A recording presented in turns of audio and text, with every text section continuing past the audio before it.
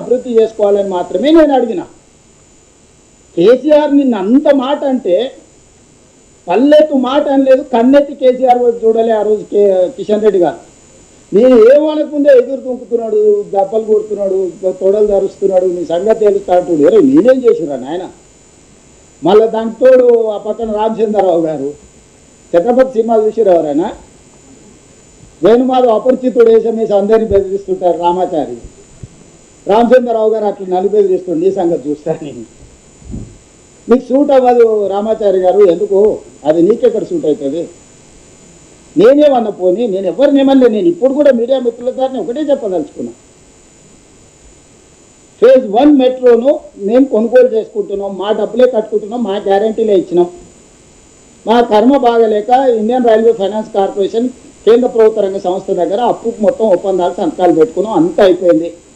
మేము మా margin money deposit చేసినాం, వాళ్ళు పెట్టిన కండిషన్లన్నీ ఒప్పుకున్నాం, అన్ని సంతకాలు పెట్టుకున్నాం, అన్నీ ఉన్నాయి.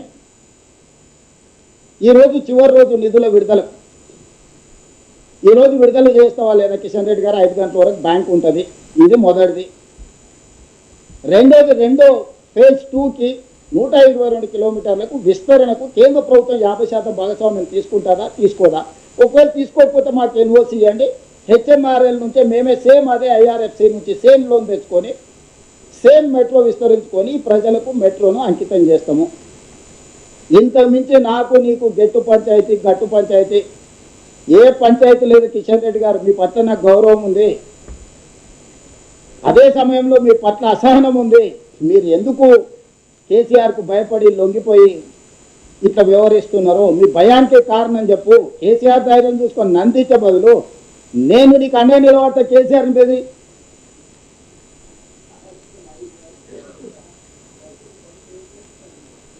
అభినందన చెప్తాం, షాలువది పోయి కిషన్ రెడ్డి గారికి పోయి షాలువ కప్పొస్తాము, సన్మానం కూడా చేస్తా అని చెప్పిన.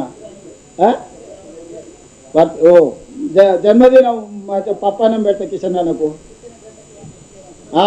మా అక్క చెప్తుంది, పుట్టిన కాడికి ఏమైనా చెప్తే జన్మదినం రోజు ఇంకా మంచిదని. ఓ స్టేషన్కి ఆయన పేరు కోరుకుంటే ఆయన పేరే పెడతా కిషన్ రెడ్డి స్టేషన్ అని.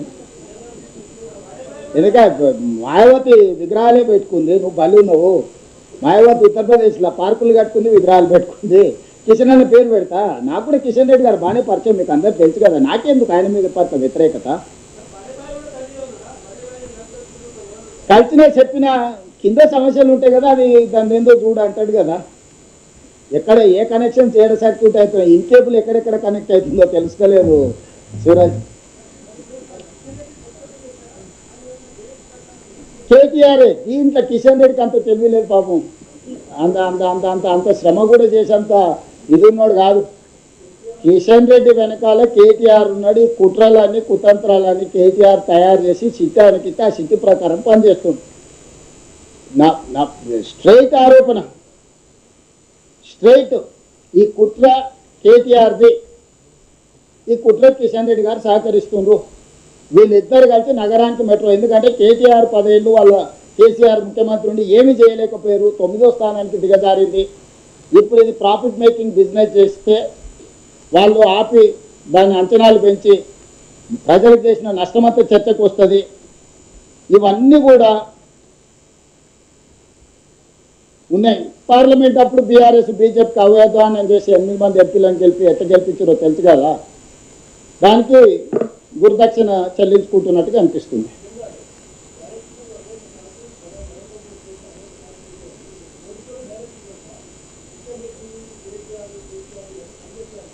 రాములు గారు ఇప్పుడు మా జిల్లా పార్టీ ప్రెసిడెంట్ ఉంటాడు. ఆ జిల్లా నుంచి ప్రతిపక్షానికి సంబంధించిన ఎంపీనో ఎమ్మెల్యేనో ఉంటాడు. వచ్చి నాకు మా జిల్లా పార్టీ ప్రెసిడెంటో లేకపోతే మా ఎమ్మెల్యే చెప్పింది ఏంటనా లేకపోతే అవతల చెప్పింది ఏంటనా. ఈరోజు సమాజంలో ఏం నడుస్తుంది? మొదటి ప్రాధాన్యత మన వాళ్ళకే ఇచ్చుకుంటాం కదా.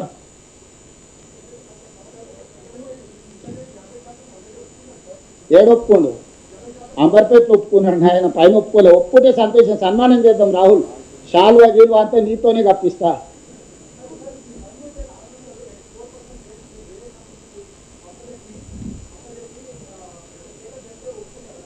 అంటే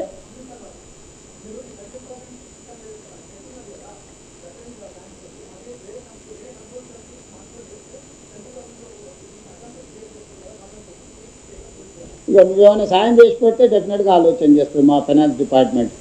ఇప్పుడు ఆల్రెడీ అయిపోయిన దాన్ని ఎందుకు అమలు చేస్తలేవు అని అడుగుతున్నాను. కొత్త కొత్త ప్రతిపాదనలు చేస్తే నువ్వే వేరే దగ్గర తెచ్చుకుంటాను కదా, మాతో అవసరం ఏముంది అంటాడు. నువ్వు కిషన్ రెడ్డి గారికి తప్పించుకోనికి దారి ఎత్తుకుతున్నట్టుంది రాహుల్, పెట్రోల్ తెచ్చుకోనికి ఎక్కినట్లేదు. అందుకే ఈరోజు మొదటి దాని కింద దీనికి వచ్చిన మొదలది మళ్ళీ చెప్తే ఇవాళ అవి మిక్స్ చేయకండి. ఇవాళ ఓన్లీ మెట్రో గురించి మాత్రమే ప్రశ్నలు అడగండి, మెట్రో రిలేటెడ్ వాటికి సమాధానం చెప్తా. మీరు మిగతా అన్ని విషయాలు ఇందులో గందరగోళానికి తీయకండి. ఓన్లీ మెట్రో టేక్ ఓవర్ చేయడం, దాని ప్రత్యామ్నాయం ఎత్తాలి. ఇప్పుడు లోను ఇవ్వకపోతే మనకు బయట లోన్లు ఇస్తారు, కాకపోతే అది 8.9% తెచ్చుకుంటే మళ్ళీ నష్టం అనేది మొదటికి వస్తుంది. ఇప్పుడు ల్యాబ్స్ ఏం కావు, అడిషనల్గా రేట్ ఆఫ్ ఇంట్రెస్ట్ నీ నెట్ మీద పడుతూనే ఉంటుంది, పెరుగుతూనే ఉంటుంది. అది ల్యాబ్స్ అయ్యేది ఏం లేదు. ఇప్పుడు వాళ్ళు జపాన్ నుంచి లోన్ తెచ్చుకొని బ్యాంకులో వేసుకున్నదాన్ని వాళ్ళు ఏం చేస్తారో చూడాలి. వాళ్ళు మన పేరు మీద ఆల్రెడీ జపాన్ బ్యాంక్స్ నుంచి లోన్ తెచ్చుకున్నారు, ఐఆర్ఎఫ్సి అకౌంట్లో డిపాజిట్ కూడా చేసుకున్నారు. Now they have to pay interest. మనకు డిస్బర్స్ చేస్తే ఆ ఇంట్రెస్ట్ మనం చేస్తాం, వాళ్ళు మిడిల్ ఇది చేసినాను వాళ్ళ పర్సంటేజ్ కూడా వాళ్ళకి వస్తుంది. మాకు టేక్ ఓవర్ చేసుకోవడానికి డెడ్ లైన్ అనేది ఎల్ఎన్టీ నుంచి మాకు ఐఆర్ఎఫ్సి మధ్యలో జరిగిన ఒప్పందం మెట్రోకి ఇచ్చి తీసుకున్నాను. మనం ఇల్లు కొనుక్కున్నాం, కారు ఏదైనా కొనుక్కుంటే ఏదో ఒక టైం పెట్టుకుంటాం కదా మనము. ఈరోజు 15th, ఈరోజు మనకు వస్తే ఒక రకం, లేకపోతే రేపటికి పోతే రేపటి నుంచి జరిగే రేట్ ఆఫ్ ఇంట్రెస్ట్లు, నష్టాలు, ఆపరేషన్స్ ఇవన్నీ ట్రాన్సాక్షన్ కంక్లూడ్ కాకుండా పెండింగ్ ఉంటుంది, గాల్లో ఏలాడుతూ ఉంటుంది. అన్నీ ఉంటాయి కానీ వాటి అన్నిటి గురించి మాట్లాడదలుచుకున్నాను. ఓన్లీ పొలిటికల్ రైట్ గురించే మాట్లాడుతున్నా Srinivas. I have to see, that is why I am appealing and publicly, that is why I am trying my best to get my money. I don't want to complicate my issue.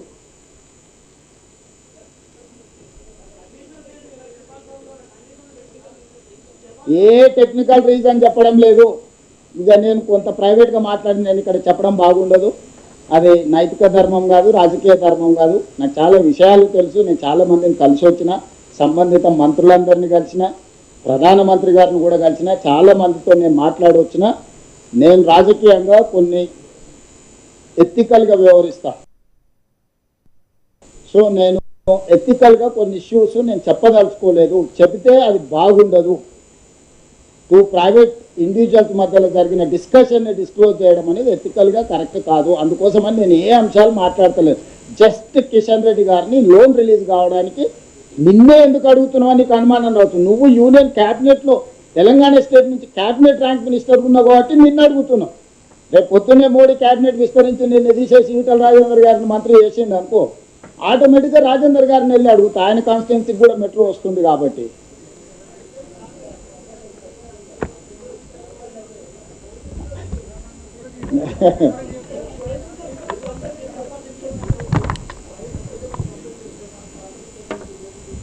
నేను అదే చెప్తున్నట్టు individuals మధ్యలో జరిగిన దాని మీద నేను disclose చేయను. Prime minister గారికి రిప్రజెంటేషన్ ఇచ్చిన, ఈ ఇష్యూస్ ఉన్నాయి రిజాల్వ్ చేయను రాతపూర్వకంగానే నేను ప్రైమ్ మినిస్టర్ గారికి రిప్రజెంటేషన్స్ ఇచ్చిన. Yes boss, I met Ashwini Vaishnav, I spoke to Ashwini Vaishnav thrice. Yeah, that is what I don't want to disclose, but my problem is this.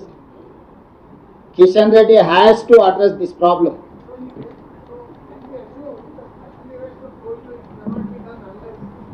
That is up to you. I cannot restrict, I cannot impose any conditions on my journalist.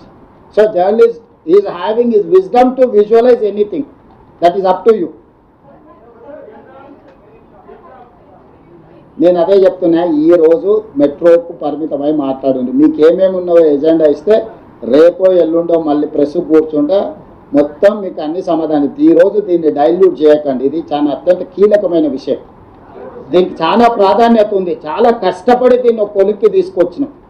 ఇది ఈ హైదరాబాద్ నగరం అంతర్జాతీయ నగరం కావాలంటే ఇది చాలా అత్యవసరం.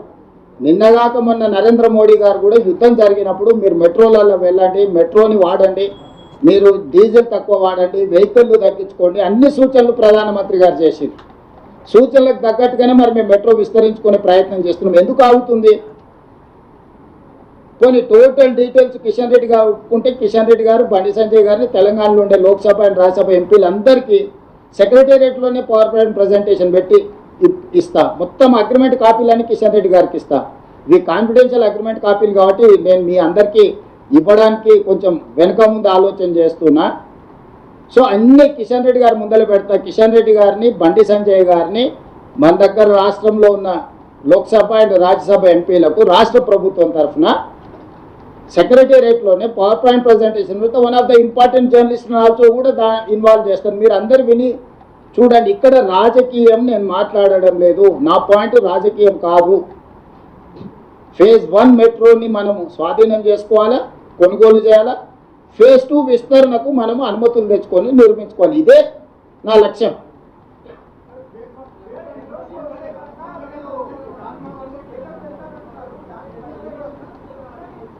Straight allegation అని చెప్పినా కదా వెంకటరాజు. ఇప్పుడు క్లియర్గా చెప్తున్నా, కిషన్ రెడ్డి గారే దీనికి కారణము, నిధులు రాకపోవడానికి. దానికి 2 అంశాలు ఉన్నాయి. నా ప్రైవేట్ డిస్కషన్ అనే థర్డ్ ఇష్యూ.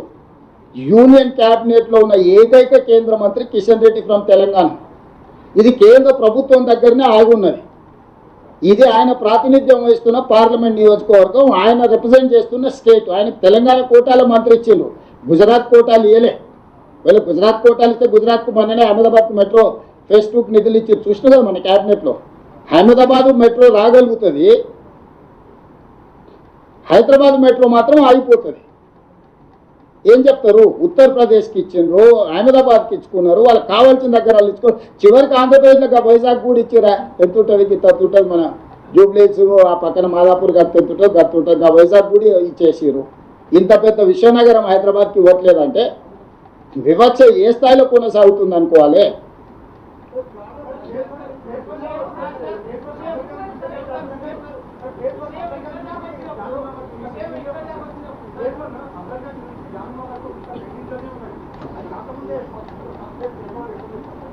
ఎందుకు రాహుల్ ఉన్నదే యాస్టీజ్ వెరీస్ కండిషన్ మీదనే తీసుకున్నాం. మిగతా అన్ని మనం నిర్మించుకుంటాం. ఉన్నదాని వాల్యూ, ఉన్నదాన్ని అసెట్ చేసి కన్సల్టెంట్ని పెట్టి ఉన్న ఆస్తి అసెట్. ఇప్పుడు నువ్వు 10 ఫ్లోర్లకు బిల్డింగ్ పర్మిషన్ తెచ్చుకుంటావు, 4 ఫ్లోర్లు కట్టుకున్నావు, మిగతాయి కట్టుకోలేదు. నువ్వు అది కొనుగోలు చేసినప్పుడు ఏం చేస్తావు? ఏమున్నదో దాన్నే వాల్యుయేట్ చేసి దాని మీదనే కొనుగోలు చేస్తాం కదా. ఇదే ఒత్తిడే ఆప్షన్. మీరు అందరు కలిసి ఈ నుంచి చక్కగా బయలుదేరి కిషన్ రెడ్డి ఇంటి ముందర ధర్నా కూర్చుంటే ఆటోమేటిక్గా కిషన్ రెడ్డి తెచ్చేస్తాడు. ఇదే బెస్ట్ ఆప్షన్. జర్నలిస్టులు అందరు కలిసి ఓ పూట తినకపోయినా సరే కిషన్ రెడ్డి ఇంటి ముందర జర్నలిస్టులు అందరు ధర్నా కూర్చుంటే ఆటోమేటిక్గా కిషన్ రెడ్డి తీసుకొస్తాడు. ఎందుకంటే తెలిసిపోతుంది కదా. జర్నలిస్టులు కూడా సోషల్ రెస్పాన్సిబిలిటీ కింద నగర అభివృద్ధి కోసం ముందుకు వచ్చారని మంచి పేరు వస్తుంది. మీరు కూడా మెట్రోలో వస్తారు. ఫ్యూచర్లో మీరు మెట్రోలో కూడా గవర్నమెంట్ నుంచి పాస్ అడగవచ్చు.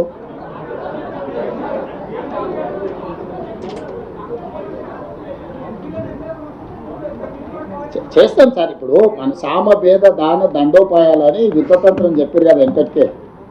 సామరస్యపూర్వకంగా నేను వారికి విజ్ఞప్తి చేస్తున్నా. ఇంత దూరం వచ్చినా ఇన్ని విషయాలు చెప్తున్నానంటే ఏదో ఒకటి ప్రణాళిక లేకుండా వస్తామా? మీరు కూడా ఇట్లా అమాయకంగా అడిగితే ఎట్లా?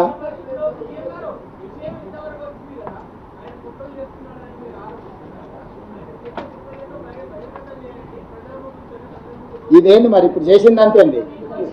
ఇప్పుడు చేసింది ఏంది? ఇప్పుడు చెప్పింది అదే కదా, ఇదే కదా. అడ్డుకోవడమే కుట్ర. ఏ కుట్ర అంటే ఏం చెప్తాము?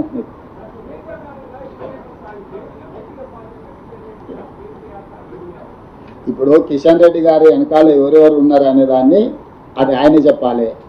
డైరెక్ట్గా మనం అక్యూజ్ చేస్తున్నది కిషన్ రెడ్డి గారిని. కిషన్ రెడ్డి గారే క్యాబినెట్ మినిస్టర్. ఈవెన్ బండి సంజయ్ని కూడా అక్యూజ్ చేయట్లేదు. Bandi Sanjay union cabinet minister కాదు, మినిస్టర్ ఫర్ స్టేట్. అతను మంత్రివర్గ సమావేశంలో భాగస్వామి కాదు. కిషన్ రెడ్డి గారే మంత్రివర్గ భాగస్వామి. నరేంద్ర మోడీ గారి క్యాబినెట్లో తెలంగాణ కోటాలో union cabinet minister only Kishan Reddy గారే. నేను అడగాలి, కిషన్ రెడ్డి గారు తేవాలి. ఇది రాష్ట్రానికి మేలు, ప్రయోజనం. అందుకే నేను అడుగుతున్నా కిషన్ రెడ్డి గారిని తెమ్మని.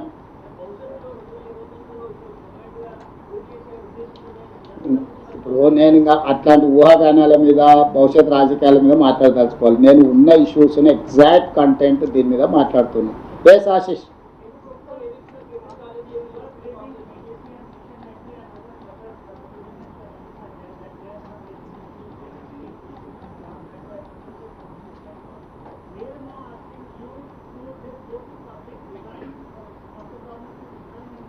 Definitely ask Narendra